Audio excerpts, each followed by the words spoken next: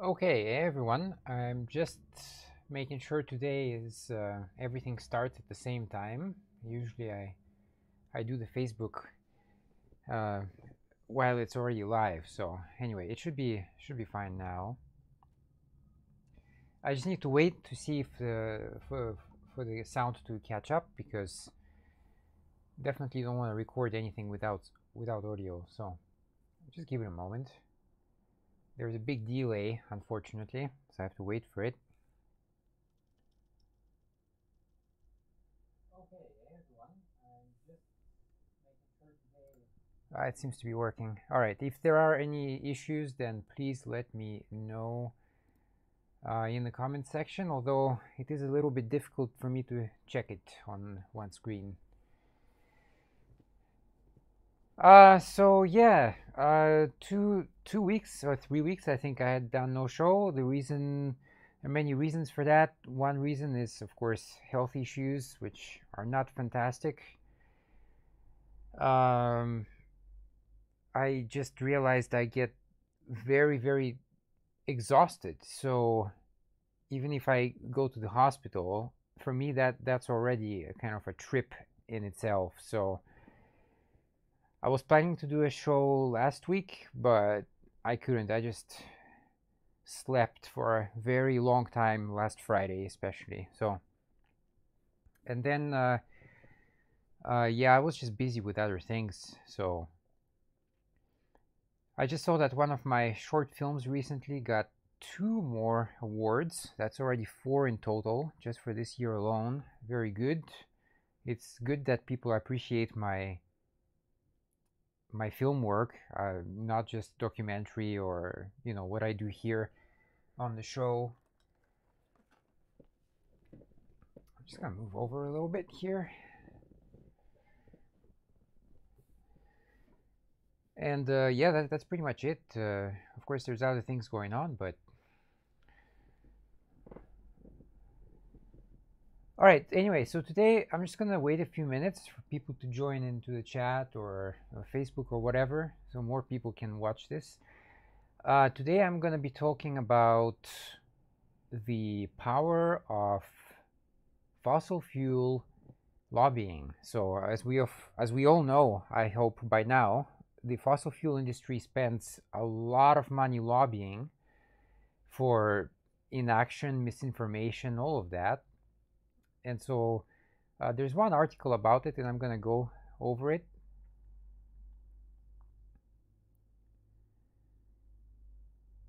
Yeah. Just give one more minute, and then I'll start.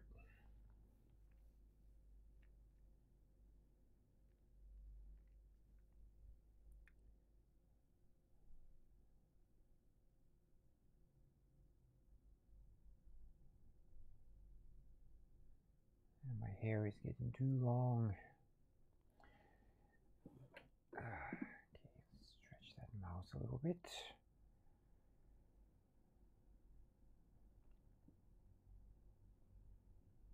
Of course, during the show, if you have any questions related to the topic or even just kind of stuff in general, please do not hesitate to drop a comment.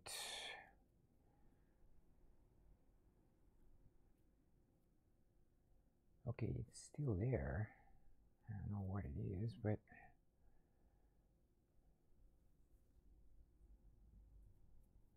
there it is. Dust.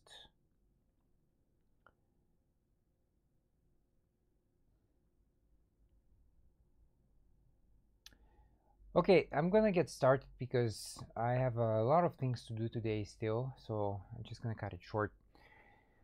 All right, so today's date is April the 12th. It's almost Friday 13th, almost. Just fell on the 12th this month. Not that I believe in all that nonsense anyway. All right, so oh yeah, episode 44. All right, 3, 2, 1. Hey everyone, and welcome to another exciting episode of Age of Reason. Today is episode 44. It's April the 12th, 2019. And today I'm going to be talking about the power of fossil fuel industry lobbying. So as we all know, they spent a lot of money into buying pretty much our politicians. So I'm going to talk about that a little bit. Just before I start, I'd like to mention my book very quickly, Beyond the Obscure. Please get it. It's a great work of fiction. It's very short. It's a fast read.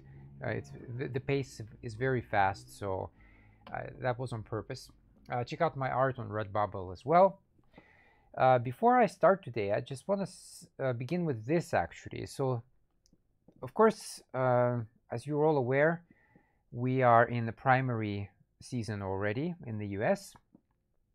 And so, of course, you know, there's a lot of candidates actually on both sides, especially the Democrats. It seems like everybody's just jumping in, which is good. You know, we need more voices. It's great. And you'll notice very soon that the voices kind of separate into groups, specific groups. For example, I don't think that somebody like, you know, Joe Biden, who's not even officially running yet, I don't think he can be in the same category as Bernie or Tulsi or even Andrew Yang to a certain extent. So you'll notice that, yeah, they will drop into categories. So then it becomes really a choice. Well, first of all, you have to choose the category and then the ideas that you like. But this conversation, I want to focus on this because it comes up all the time, and especially on social media. And so the argument basically goes here that, you know, I argued that the DNC cheated in the last primaries, which we know they did. I also argued that pretty much 30 to 40% of eligible voters do not vote every election. That has been the case as far as the records go anyway, as far as we know. So this is a fact. It's not really debatable. But this person says, I still disagree with your count. Many of us voted, the other side cheated. So basically what he's saying here is that I feel that you're wrong. Okay, but there are official statistics about that. So I don't care about what you feel. I really don't care about your emotions. I don't want to jump into the swimming pool of emotions. Elections, unfortunately, are a lot about emotion and not enough about rationality. If everybody voted rationally, we'd have the right president and the right government all the time, but it doesn't happen. And this is one reason why. I just wanted to start on that because it's important that people think with their feelings and not with their brain. So today's article, first of all, I'm going to start from another article, which I'll probably cover next week, but just a few excerpts from it.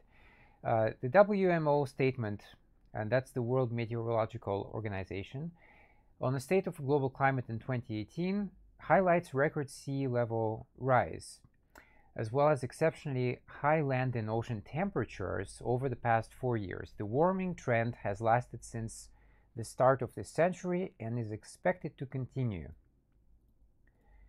These key climate change indicators are becoming more pronounced. CO2 levels, which were at 357 parts per million when the statement was first published in 1994, keep rising to 405.5 parts per million in 2017.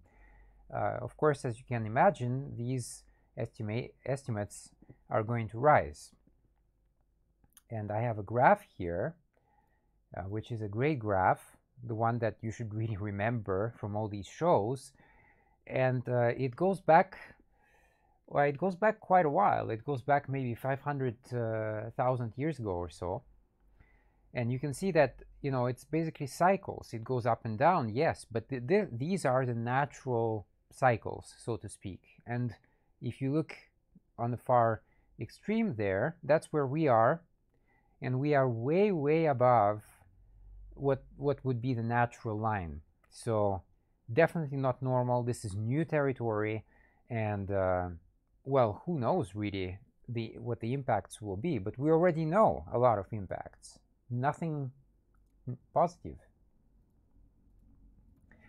So the article I want to focus on today is this, and it talks about top oil firms spending millions lobbying to block climate change policies, says report. Remember at the beginning I said that people vote with their feelings a lot. I'm going to come back to that in a second. It's important.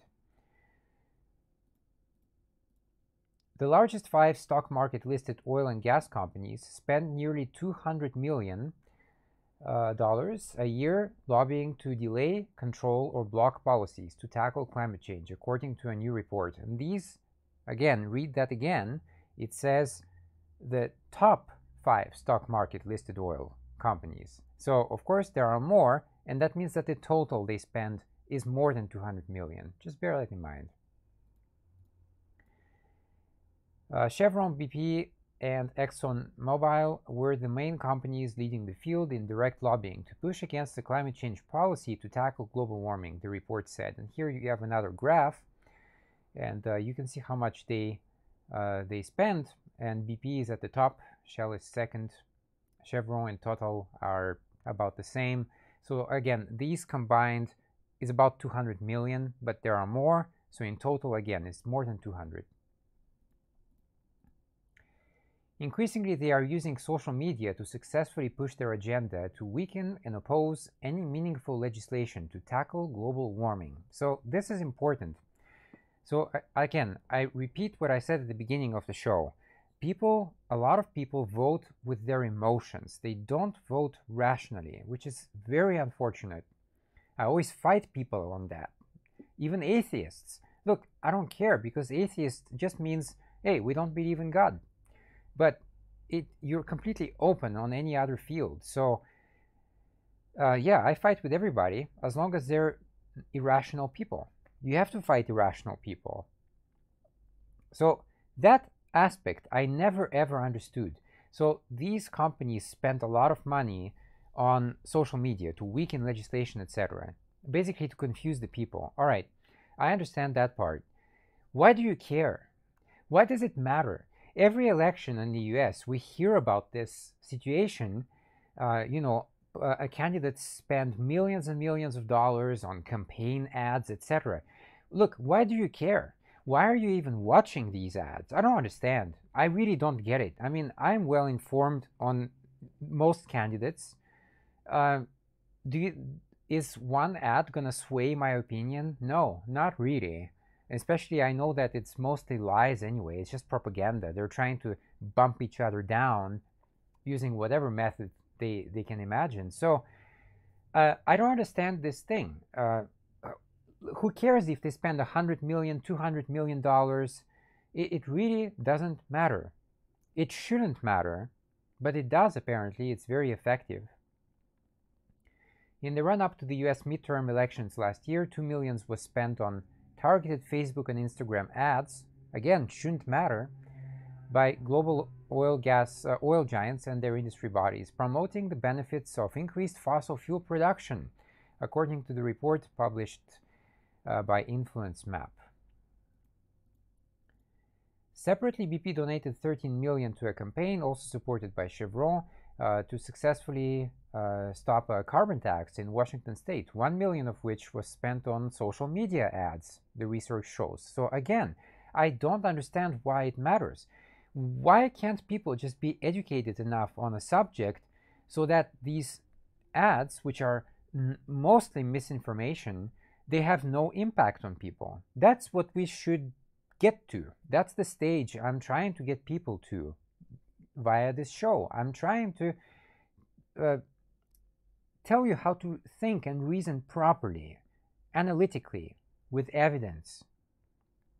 You'll save a lot of time, trust me, if you just analyze things properly and not using your emotions. That's very important. There is a time and place for everything. There is a time and place for emotions, but there is a time and place for rationality. And elections are important things. They should be based on rationality. Watching dramas on TV and, some celebrity dying, then please use your emotions all you want. Cry out your eyes.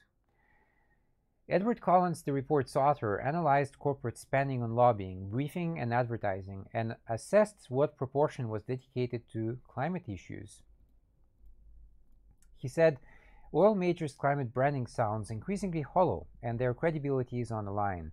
They publicly support climate change while lobbying against binding policy. And we see that all the time. This happens all the time in the US especially. People vote against their best self-interests. It happens all the time. It goes from GMO labeling to debates on abortion and healthcare. Happens all the time. And in the end, people vote against the best solution. Always. It's always the rich people who win. Always. Because again, they appeal to emotions. They make people like angry for that last push, you know, in the last day or 2 days or 3 days before a vote. That's when they really focus on people's emotions to you get all angry, like, ugh!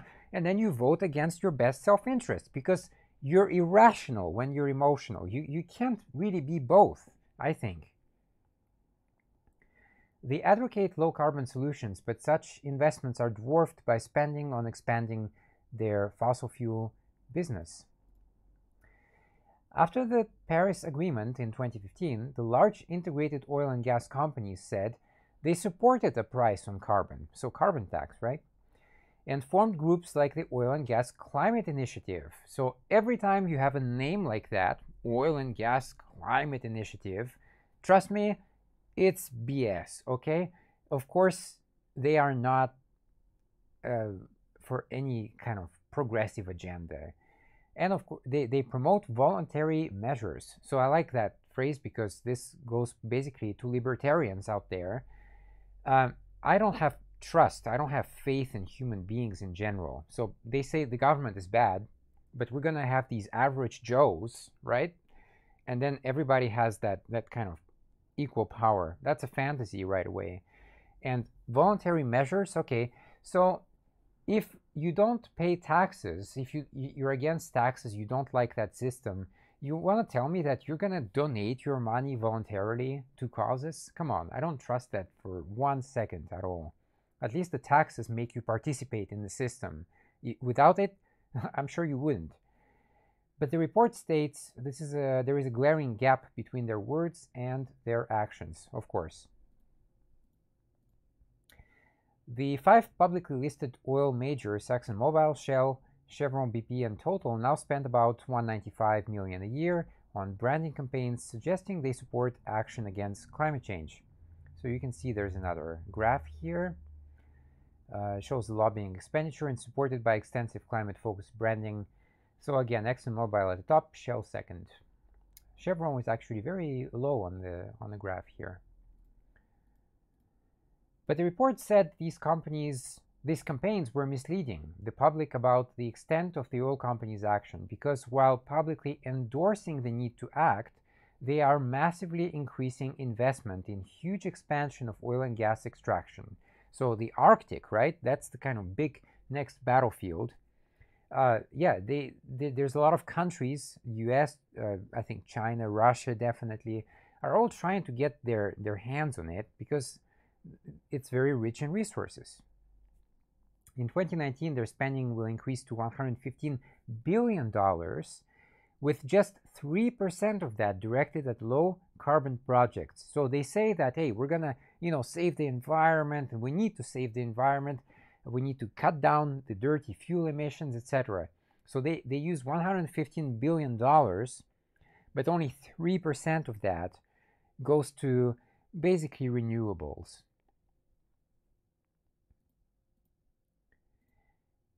Shell said in a statement, well, of course, so you have to read this in a kind of oligarch voice. So, we firmly reject the premise of this report. We are very clear about our support for the Paris Agreement and the steps that we are taking to help meet society's needs for more and cleaner energy.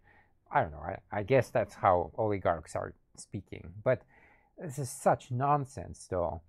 We make no apology for talking to policymakers and regulators around the world to make our voice heard, or what that means is to bribe politicians, basically, on crucial topics such as climate change and how to address it. Yeah, but they knew that thing. Exxon did the research 40, 50 years ago. They did find that increased CO2 emissions lead to more extreme climate change. So they themselves know about this very well, but because they wanted to make more money, to keep making money, they suddenly figured out that, hey, wait a second, we don't need to actually change our policies. We can just confuse the people because people are dumb anyway, which is true to a large extent. I mean, the average person is very dumb, like I said in the previous show. So, yeah, then you just misinform the people and you continue making huge profits. Chevron said it disagreed with the report's findings, of course. Well, what do you expect? Chevron has taken prudent, cost-effective actions and is committed to working with policymakers, which again means just bribing politicians, to design balanced and transparent greenhouse gas emission reductions policies that address environmental goals and ensure consumers have access to affordable, reliable, and ever cleaner energy. Wow, such bullshit. It's incredible, but you know what? It works because maybe a person reads this article, and this is the only paragraph because, again, people have very short attention span. They have very little time these days because of work, etc. So maybe they have this whole article and maybe they just read this one little paragraph and wow, it sounds like Chevron is doing a good job. They're doing, they're spending money and they're talking to policymakers and they want to deliver you more reliable and ever cleaner energy. Great. If that's your takeaway from this whole article, you missed the entire point. And unfortunately, most people miss that point because most people do not have the time and energy to actually study this in detail. So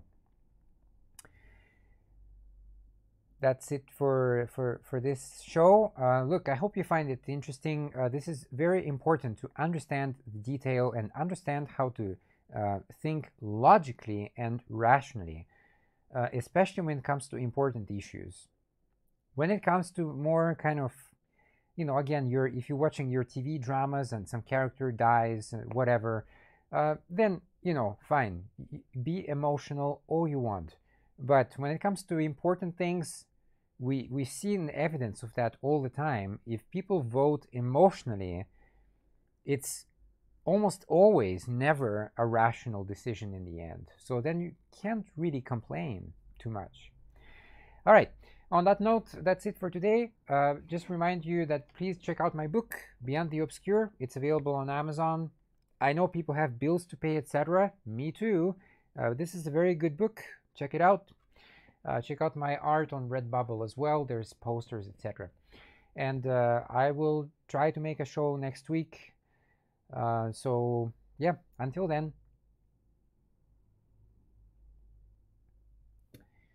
All right. I hope that was all going. Yep, looks like it. Like I said, I have many things to do today, so I had to do it pretty quickly. I'm just gonna leave it for one more minute. If people have any questions or comments or whatever, and then I'm gonna move on to my stuff here.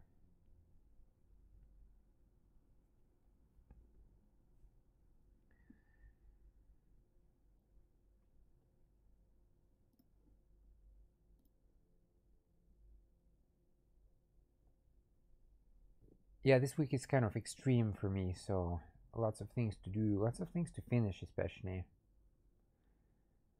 Next week is a bit more relaxed at this point.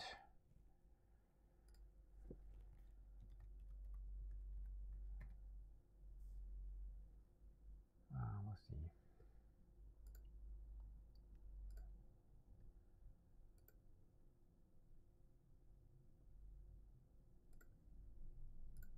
Yeah, strange. Even here, right?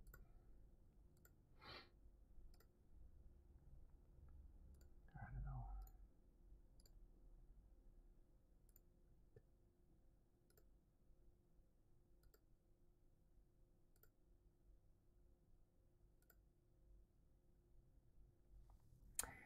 don't know.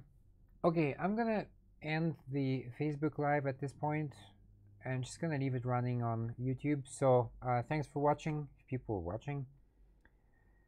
Feel free to continue on YouTube for a bit, but I don't see any questions, so I don't think I will I will run it for much longer. Anyway, thanks for watching, and see you next time.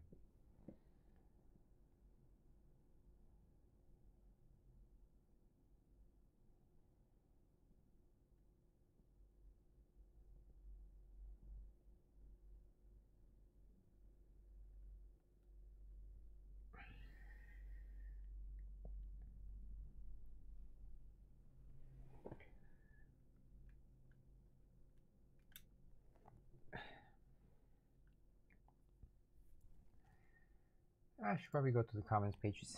Still nothing.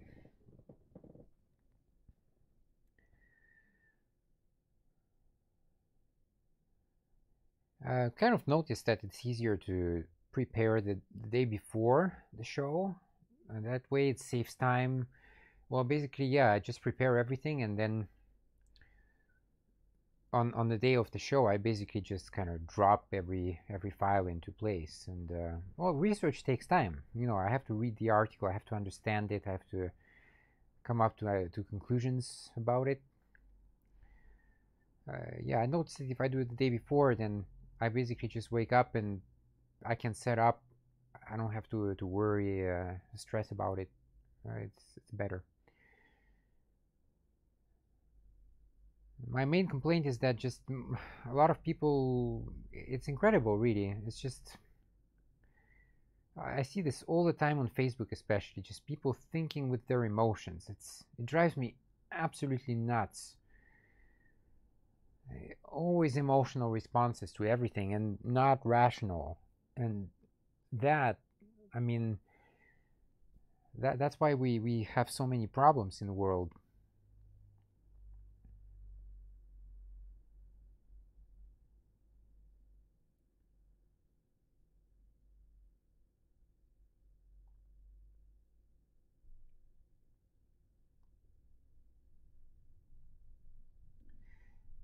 Okay, I don't see any comments, so I'm gonna end it here. I wanna watch the SpaceX thing. I didn't missed it last night. It was too late or too early here, whichever way you want to think about it. And then I have to finish studying a course. Actually, it's already 2 weeks late. That's why I said just very busy. Again, so thanks for watching. Those who were there, I hope you found it interesting, educational. Definitely a lot of information to take always from my show, I hope. And I'll try to do a show next week. It completely depends on my health, but I will try. I, you know, I I will have to. I have to do this until the last breath. So that's how it goes. At least I will be a fighter in that way. All right, again, thanks for watching. Check out my book, check out my art. All the links will be in the description in the edited episode, but actually they're also in the description of this live. So thanks for watching, and see you next time.